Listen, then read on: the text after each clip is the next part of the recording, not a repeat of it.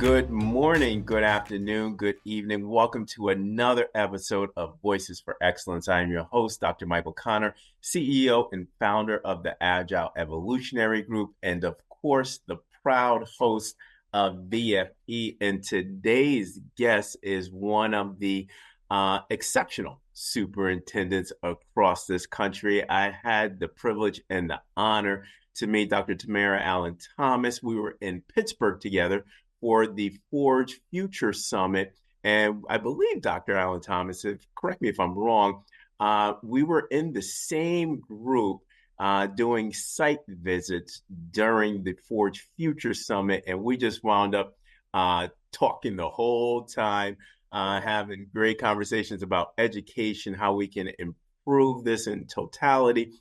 And I said to Dr. Allen-Thomas, and this was a while ago, I said, you got to come on my podcast. And without hesitation, she accepted my invitation. So it is an absolute honor to welcome Dr. Tamara Allen-Thomas, who is the proud superintendent of Clairton City School District, that is in Pennsylvania. And I tell you, she is a dynamite instructional leader, systems leader. But more importantly, I know this within her learning organization, she makes it a point to establish authentic relationships with her staff, her community, and her students. So it is an absolute honor to bring Dr. Tamara Allen-Thomas on Voices for Excellence. Dr. Allen-Thomas, hey! Yes. Hello. Thank you. Thank you. I have to bring you on the road with me all the time for that type of introduction. Thank you. Thank you. Thank you. It's so good to have you, Dr. Allen-Thomas. I can't wait to see you again in person because I tell you, when we get together, it is really a 1 hour, 2 hour diatribe about education from the beginning all the way to the end. That's why I know this episode is going to be great, because my audience will be able to get to capture what a conversation would be between Dr. Connor and Dr. Allen-Thomas. So are you ready, Doc? Yes, sir. All right, let's do this now. I know you. I know the work you're doing.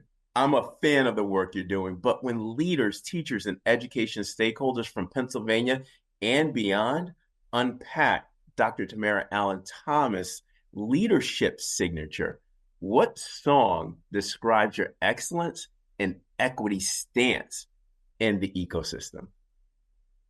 So that's a really interesting question that I had to think about. I have to think about. And when I think about that, the song that immediately came to me was Nas, I Know I Can Be What I Want to Be. If I work hard at it, I could be where I want to be. I could be where I want to be. Yes. And that resonates with me, because here you have this young Black girl from the inner city whose mom was 14 when she had me, who was not destined to be in the position and sit in the seat that I'm in. So that is not only just when we talk about equity and leadership, it is who I am. And no matter what, and that song goes on and says about whatever your circumstances and your situations are, you can be what you want to be if you work hard at it. And I feel like that's just been my life song.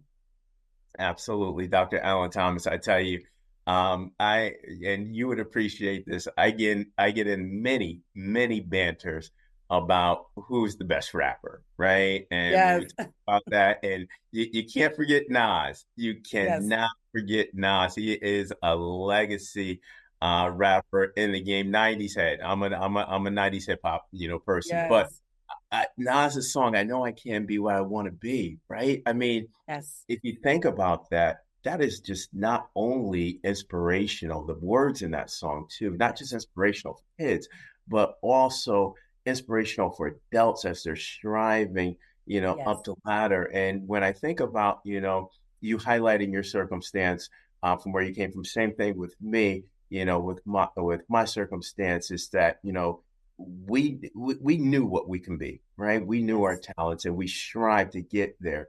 And just a great song to unpack.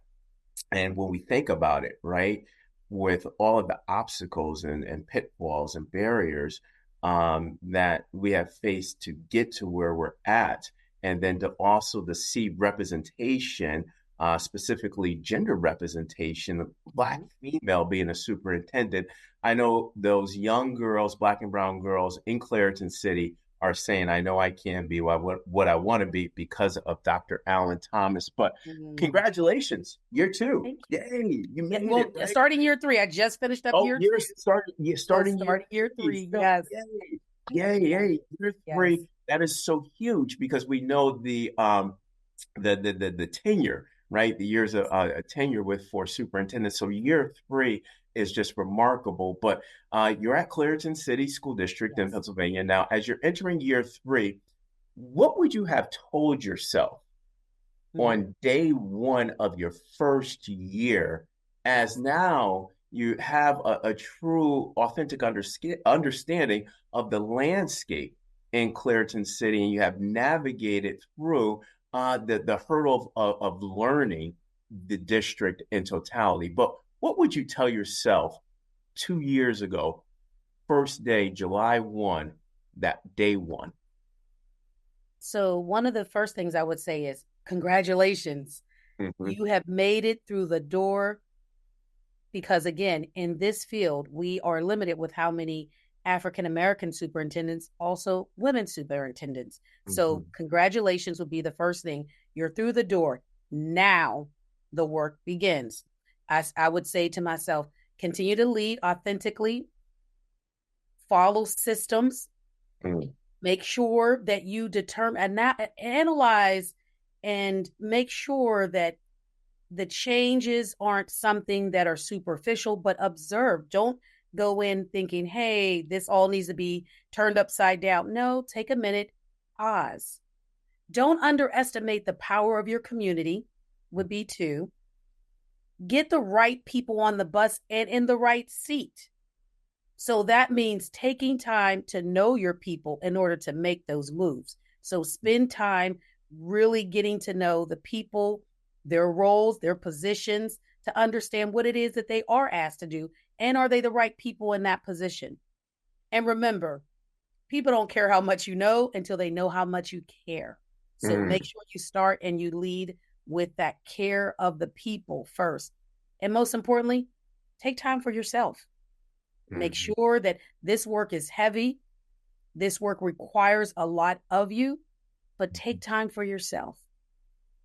Dr. Allen-Thomas, and the reason I asked that question is because obviously we look and examine the data of who are the audience members of BFE, and we see a lot of emergent and aspiring superintendents who view BFE.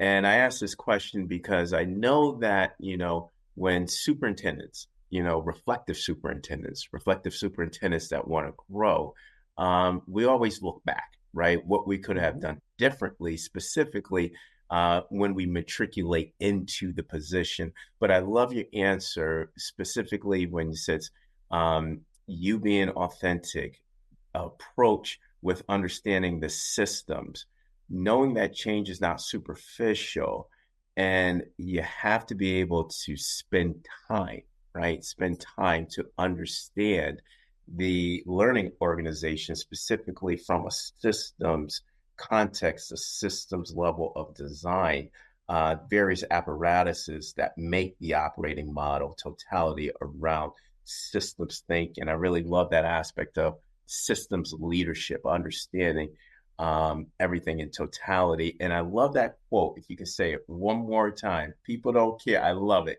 Oh, people don't care how much you know until they know how much you care. How much you care. And I think superintendents, and that was one of my faults, was I wanted people to know how much I know about the system. But what I could have done a better job on is obviously that authentic caring, meaning that going in, establishing the relationships and having a true understanding of the system before making those changes. Great job with that, Dr. Allen-Thomas. Really appreciate your leadership. But now I want to hit upon one of your extraordinary leadership qualities, right? And you have this passion to leverage a vision into reality.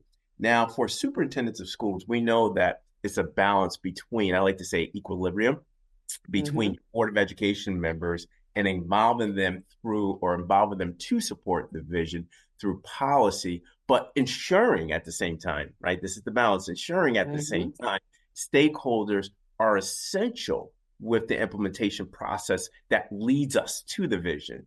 Now, you have masterfully, and I analyzed your leadership articulation as well as your signature, but you have masterfully created this balance between strategic urgency and just navigating through that with your Board of Education and ensuring the implementation process is to this level of fidelity, but also integrity. Fidelity loosely, because we're going to make those course corrections during implementation. But I want you, for my VFV viewers, because like I said, I like to break things down and disaggregate them so that now my viewers can reconstruct it using this as an asynchronous method of professional learning. Unpack your strategies that promulgated this level of, I like to say, systematizing the vision, the strategy, ensuring your board is supporting this to our new leaders or even our veteran leaders that watch VFE. Perfect. Thank you.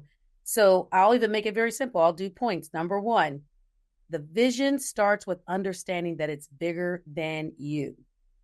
The vision is bigger than you. You have to see what people may not see, or even what people may not even agree with. It's bigger than you. So you have to make sure that it's clear and that it will continue even in your absence.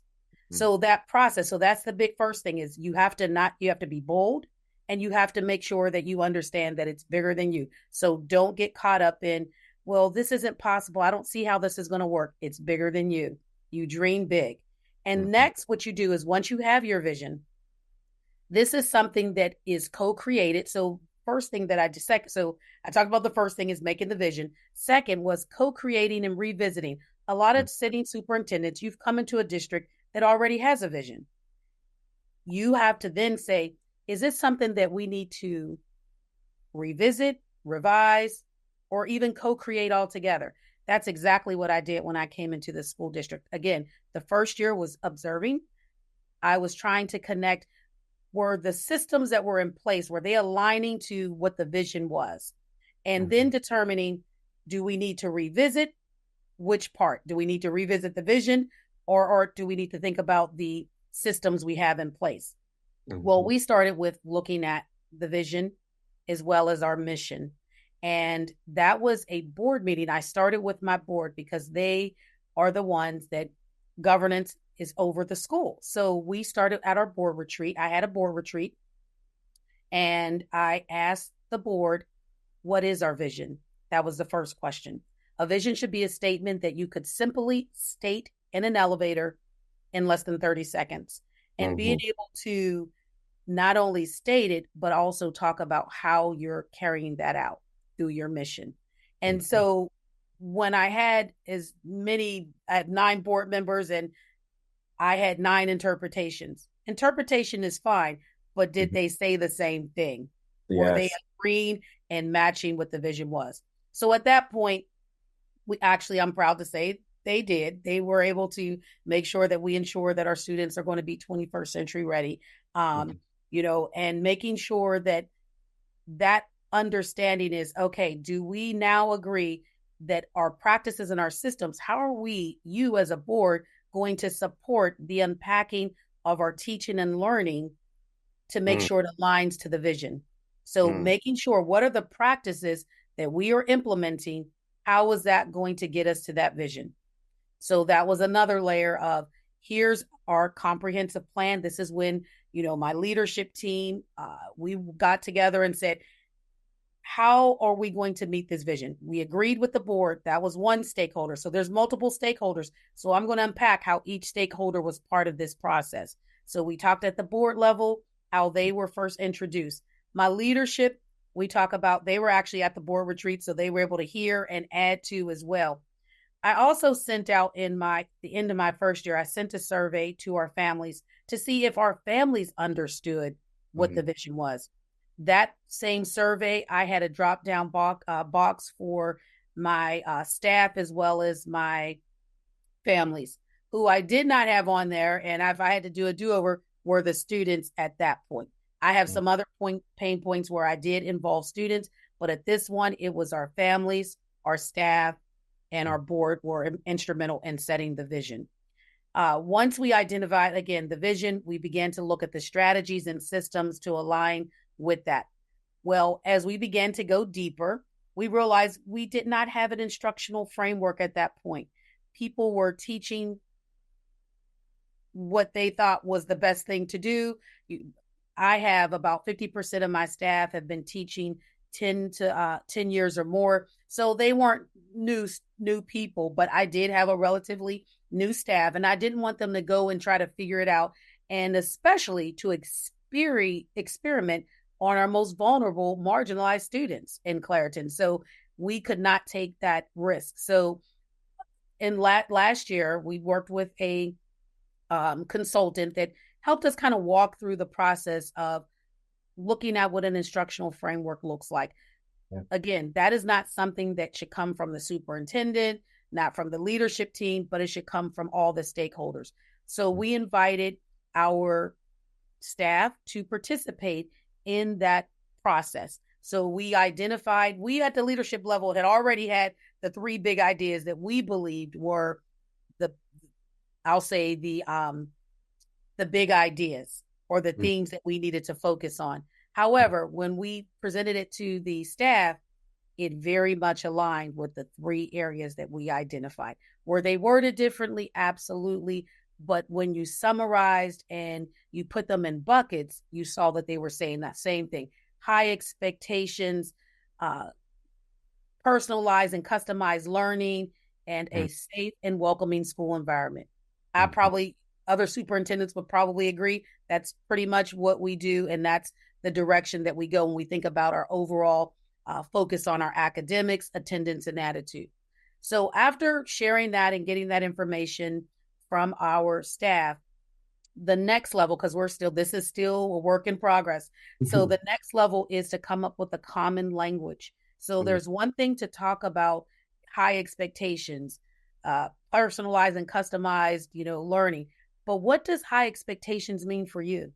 And so each month we have allocated 2 hours of professional development that we will continue to unpack, share K-12 definitions around those ideas.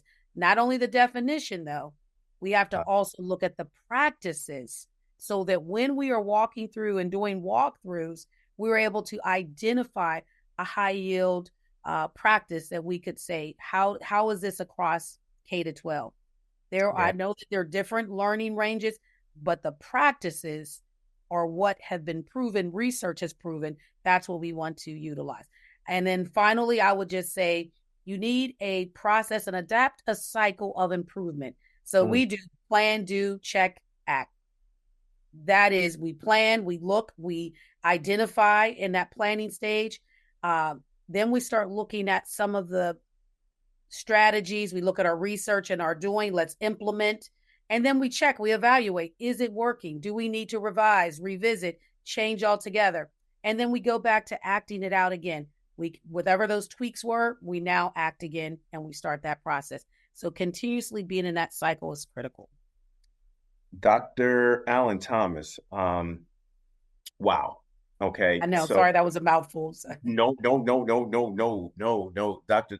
Allen-Thomas, I want to underscore that because I'm glad it was a mouthful because we use this, Dr. Allen-Thomas, as an asynchronous professional learning mechanism where my viewers, my audience, what they do is they go back, replay answers. They go back, unpack strategies, extract specific strategies from an answer, look at different trends around systems and instruction and leadership, and go back and further investigate for their own practice as well. But this, Dr. Allen-Thomas, is textbook 101. And I want to unpack this so my viewers would be able to go back in this answer and to go deeper and surgically take a look at the strategies that you provided.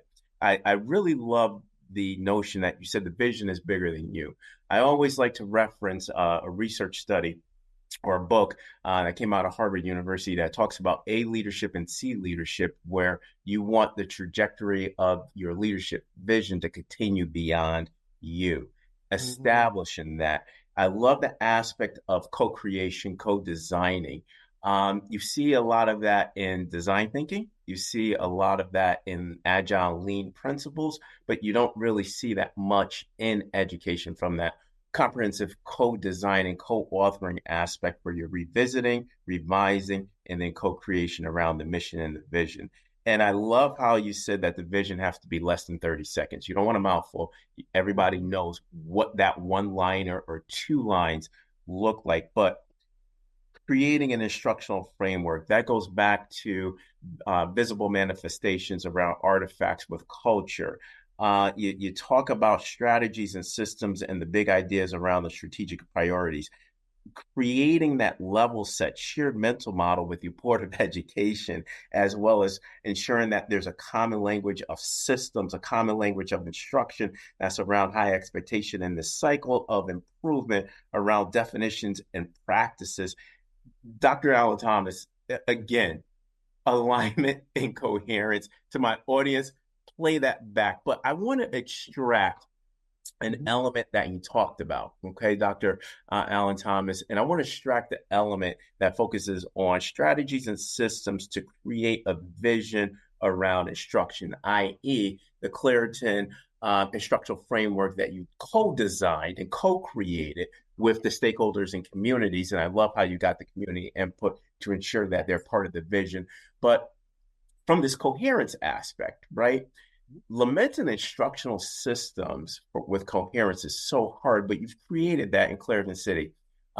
What is, now just like I pulled it out, if you can again surgically, what is your systems methodology around realignment and creating that culture to ensure there's that shifting to improve the quality and rigor of pedagogy? Now, you talked about one of the first manifestation that I like to reference around Shine's work is the instructional framework. But now if you can go deeper to the values and the basic assumptions around quality and rigor aligned to that visible manifestation, i.e. the Clairton instructional framework.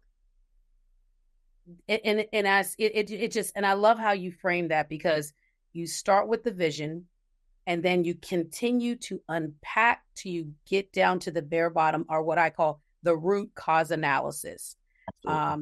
So the process of creating that alignment, it was birthed out of the deep dive into our processes of looking at, I'll give one example. We had to look at academics. So we have three main areas that we focus on: academics, attendance, and attitude.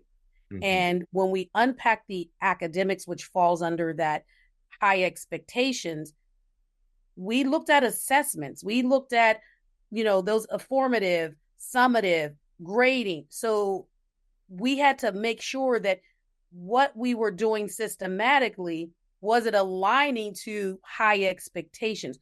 What did the questions on the assessment look like? What type of grading processes did we have? Well, originally we didn't have weighted grades. So you could have a teacher who gave, let's say, 3 assessments, and a teacher who gave 10 assessments, a teacher who gave 1 assessment.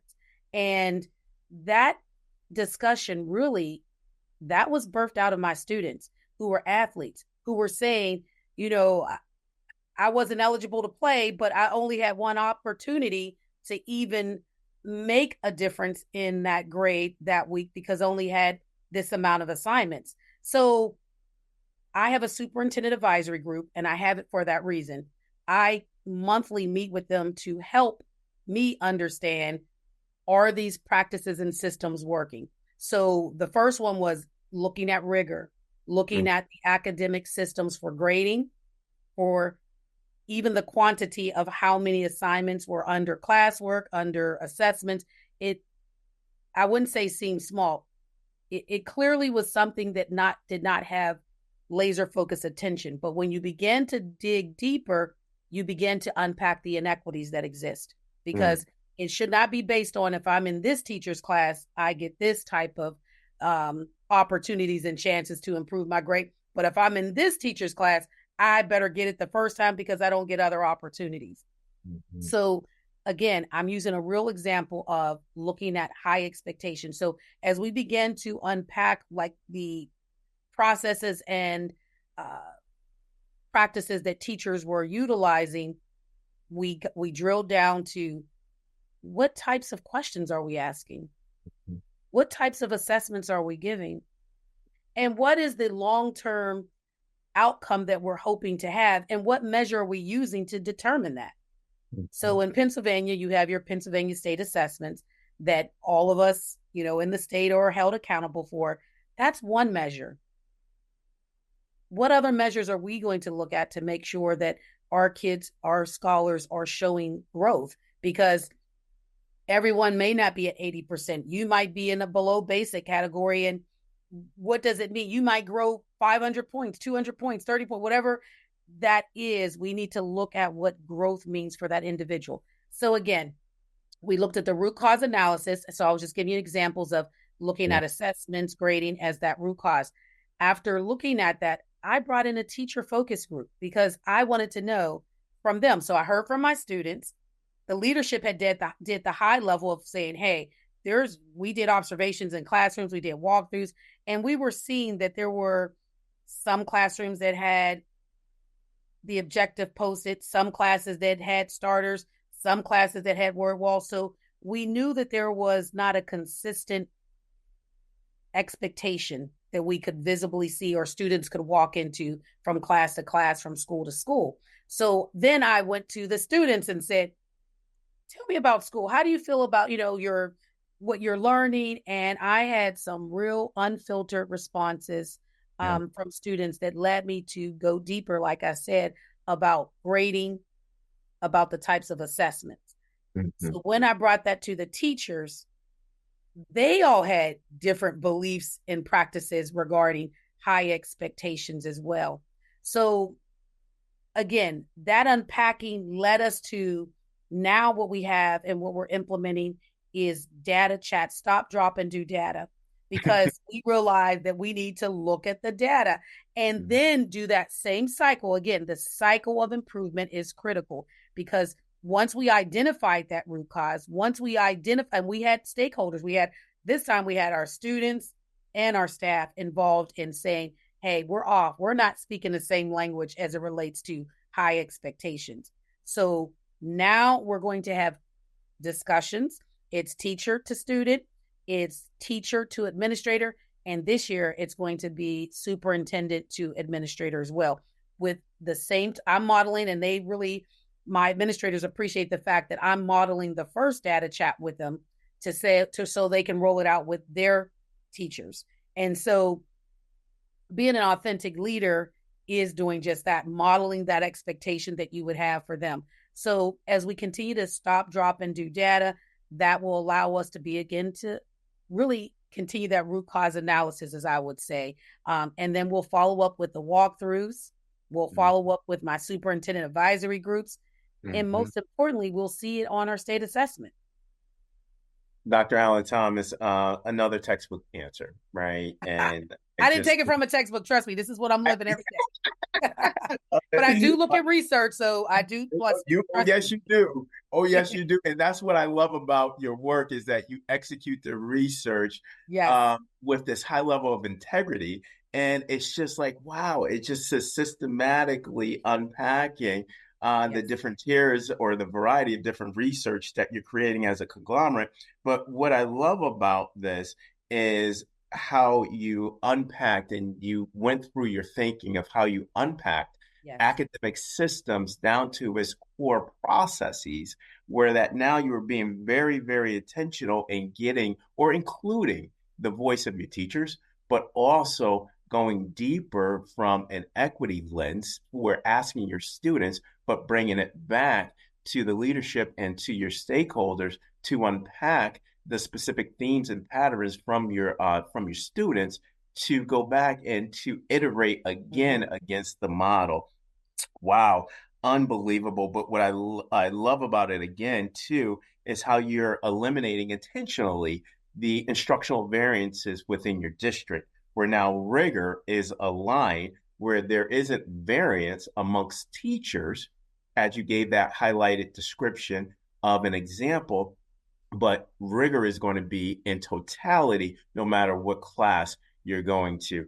Wow, amazing, amazing. Again, to my audience, again, and it focuses on academics, attitude, and attendance, or academics, attendance, and attitude. Just very, very intentional, very surgical, but I love how you go back and you interrogate the student feedback to improve the system. Unbelievable, Dr. Allen-Thomas. But in my work specifically, I've been underscoring equity and innovation principles to work in this symbiotic context, right? So meaning innovation as the pillar to leverage equity for, I always say, each and all, right? That's kind of like AEG's 30-second high-level vision. We're going to achieve each and all. But equity has become so polarized, Dr. Allen-Thomas. And when we look at equity for all, we can substitute the word with excellence or priorities for all, and people would accept it. I don't get the parallelization with the polarization of the definition of the word, because we all want our kids to achieve. But with innovation, creativity, and I like to say these high level of intelligent systems, i.e. AI, emergent technologies, generative systems, right? We know that we can reach every child. So that is equity can you define equity in its simplest form, rooted in your leadership signature? And then also what I want you to do is define innovation to achieve each and all.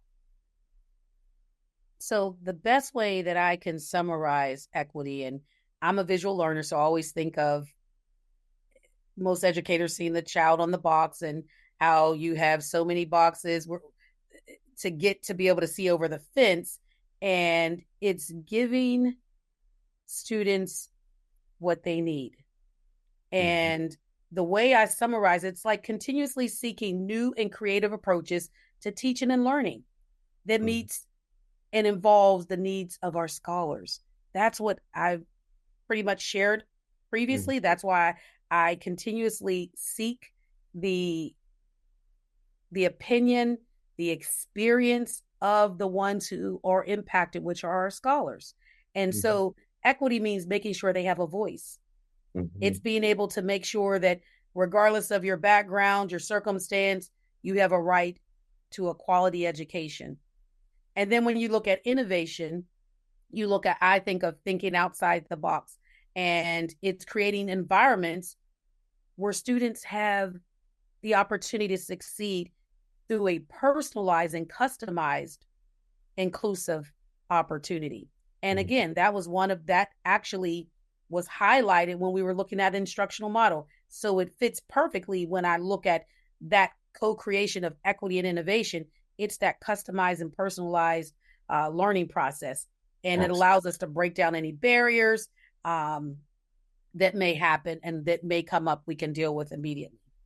Absolutely. And Dr. Allen-Thomas, well stated, profound, because I love the definition of what you said, the equity, because I think that should be the overall goal of every single learning organization, is giving students exactly what they need, right? And I think that we need to be able to carry that notion specifically in, I like to always say, an analytical and statistical context of defining that and going even deeper, disaggregating that data, looking at the student groups with intentionality, with a level of boldness. And we have to be aware of where our students are and exactly what they need. I always like to say intentional, bold, and we have to be unapologetic when we do it. But that level of personalization, I always say when we reach a level of personalization around the systems and the core processes that we are going to be implementing, that is this residual effect that promulgates equity and the work of reaching all to ensure that we're giving them what they need. So, Dr. Allen-Thomas, right? And again, I'm happy to see you in the seat. I think we need to see more women of color in the seat. It is a national crisis that we don't have Black and brown women, Black women specifically. I believe that is under 2% nationally. It's like 1.5, 1.6. I don't know if somebody was fact check me, but it's 1 point something percent that we see women leaders in color, specifically when I disaggregate that, isolate it to African American or Black women that are sitting in the seat. So, we know the raw data out there. We know we can concur that it is egregious, but there's an urgency, around this for continued discussions to curtail this macro quandary that we're seeing in education. But when we address it, we only see it shift marginally. So, Dr. Allen-Thomas, right? I want this to be kind of like your call of action for the 24-25 academic year so that we can see more of Black and brown women, Black women specifically matriculating into the role. So how do we create this national urgency into action for women and women of color to matriculate successfully into the chief executive or superintendent role? Sounds like you read my dissertation.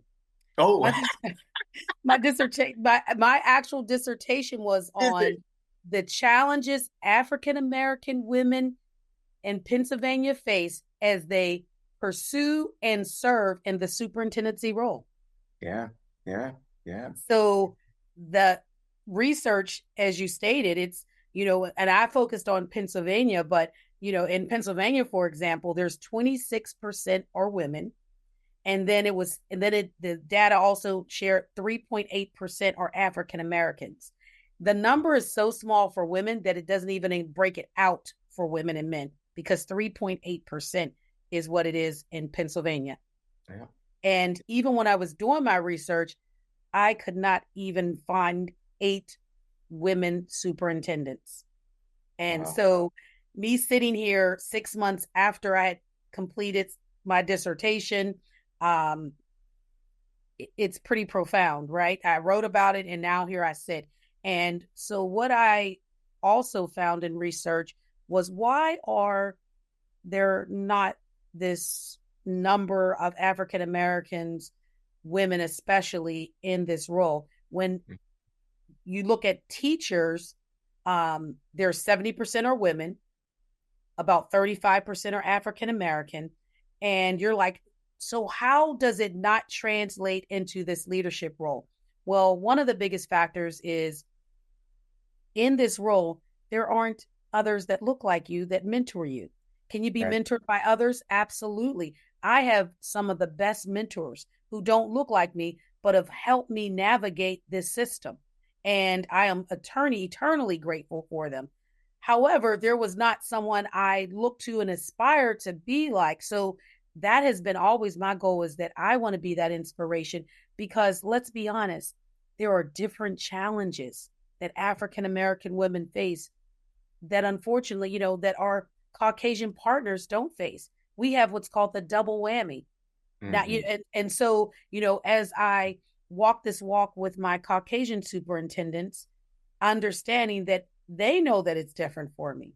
And all the research out here says it's different for me. And so one of the strategies that I think is really critical is making sure that in the earlier, like in my original research, I had stated that college level, high school, it was important to make sure that there were pathways and that there were more opportunities to see and experience the educational realm. Like your student teacher position should be earlier, shouldn't be into your 3rd or 4th year. If we could have opportunity for that type of exposure earlier, it would be greater.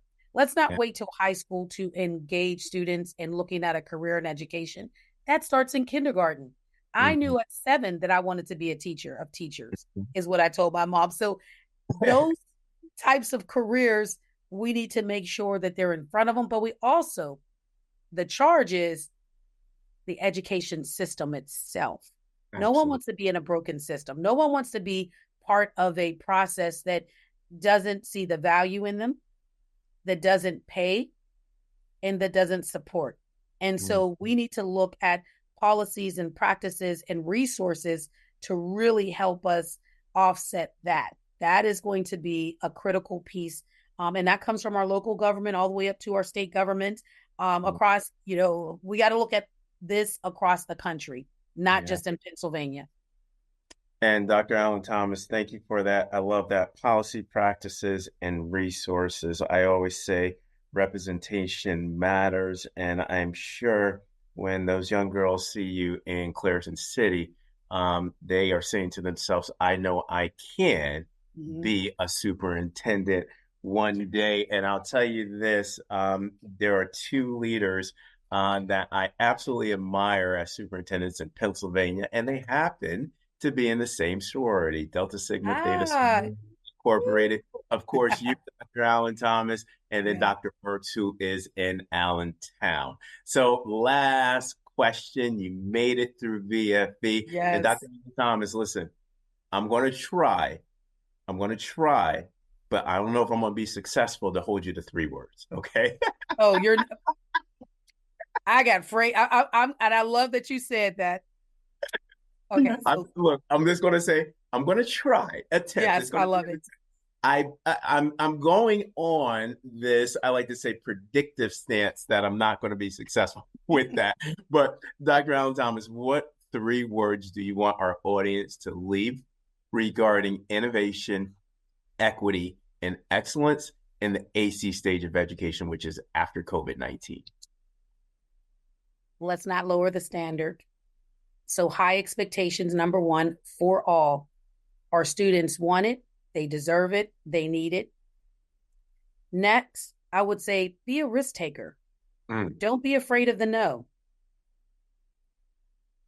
Finally, make sure that we are customizing for our individual buildings, because a lot of times when we look at research, we instantly say we can't, or that's them, or that's how they do it.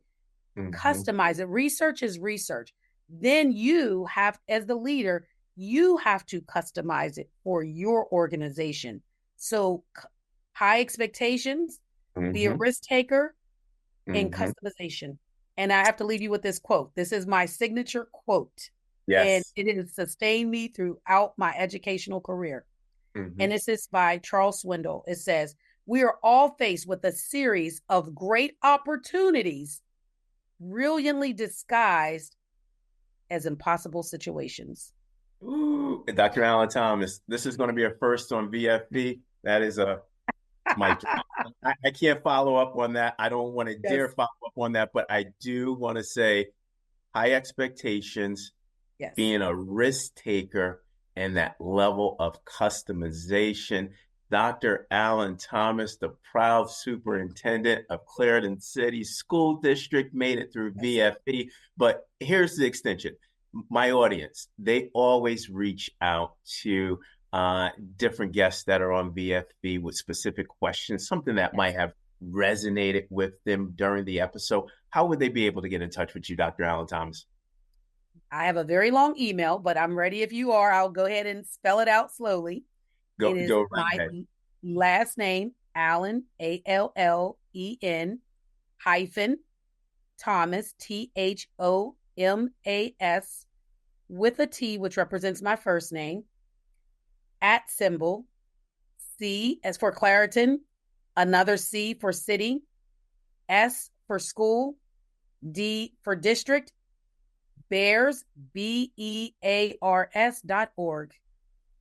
Thank you, Dr. Allen-Thomas. Keep being not only the Pennsylvania model, but keep being the national model for leadership. I can tell you this, the transcript from this episode is going to be full of different evidence-based, research-based, I like to say next in class practices to be able to integrate into your individual learning organization. So Dr. Allen-Thomas, thank you for being an honored guest on VFE.